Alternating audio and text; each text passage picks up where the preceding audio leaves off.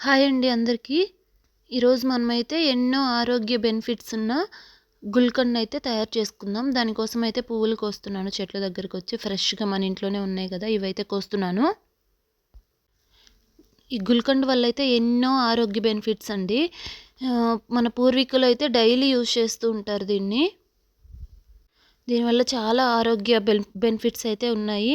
ఇదైతే మనం ఇప్పుడు తయారు చేసుకుందాము. ఇన్ని హెల్త్ బెనిఫిట్స్ ఉన్న ఈ రెసిపీని అయితే మనం ఇన్ని రోజులు ఎందుకు చేసుకోలేదు అనుకుంటాము. ఈరోజైతే మన వీడియోలో దీనివల్ల బెనిఫిట్స్ ఏంటి, ఎలా తీసుకోవాలి, ఎవరెవరు తీసుకోవాలి అనేది అయితే మనం చూద్దాము. నేనైతే చెప్తాను. దీంతో పాటు ఇన్స్టెంట్‌గా గుల్కర్ని ఎలా తయారు చేసుకోవాలో నేనైతే ఈరోజు చెప్తాను. హెల్త్ బెనిఫిట్స్ కూడా ఏంటి అనేది చెప్తాను.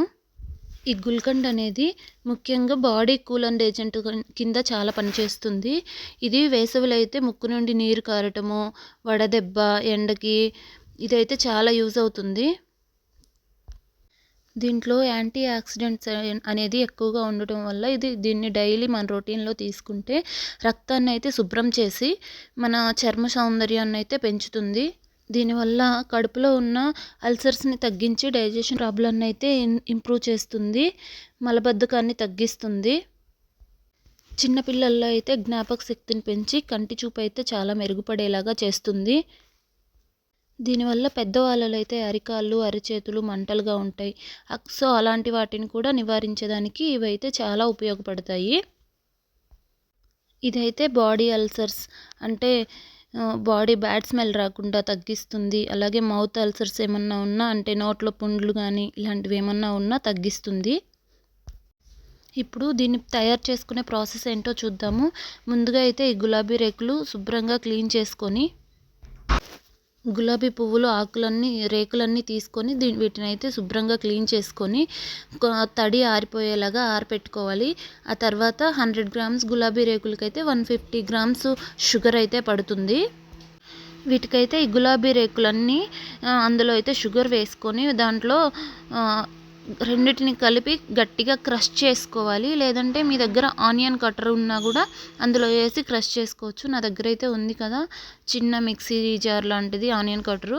ఇందులో వేసి నేనైతే చేస్తున్నాను. షుగరు, గులాబీ రేకులు 2 కలిపి వేసి ఇట్లా మెత్తగా చేశాను. ఎందుకంటే ఇదంతా ఈ గులాబీ రేకులు అయితే ఉంటాయి కదా, దీంట్లో నుంచి రసంలాగా వచ్చి 2 కరిగిపోవాలి.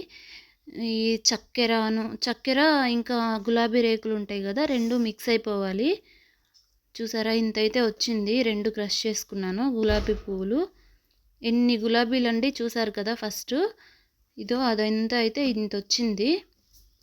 దీన్ని ఇప్పుడు స్టవ్ ఆన్ చేసి ప్యాన్ పెట్టుకోవాలి. అదైతే కొంచెం ప్యాన్ వేడయ్యాక ఈ గులాబీ రేకులన్నీ వేసి ఇలా క్రష్ చేసుకున్న గులాబీ రేకులన్నీ వేసి కరిగించాలి. పాకం అయితే రావాల్సిన అవసరం లేదు. ఈ చక్కెర అంతా కరిగితే చాలు, అంతే.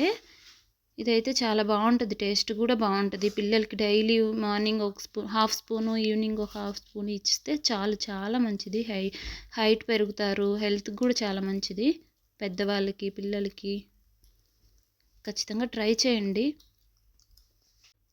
ఇదిగోండి, ఇలా కలుపుతూ ఉంటే ఒక 3-4 మినిట్స్ కల్లా కరిగిపోయి కొంచెం జెల్ లాగా అవుతుంది. జెల్ అంటే చక్కెర మెల్ట్ అయితే ఉంటుంది కదా, అట్లా అనిపిస్తుంది.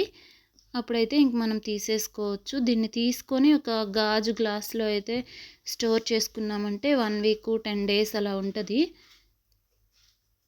ఎన్ని రోజులు ఉన్నా ఏం కాదు. ఒక 1 మంత్ వాటికి కూడా ఉంటుంది, పాడైపోదు. దీన్ని చేయడం కూడా చాలా ఈజీ. Simple ingredients. గులాబీ రేకులు ఇంకా చక్కెర ఉంటే సరిపోతుంది. దీంట్లో యాలకుల పొడి కూడా వేసుకోవచ్చు, కానీ నేనైతే వేయట్లేదు. యాలకుల పొడి వేస్తే మా పిల్లలైతే తినరు.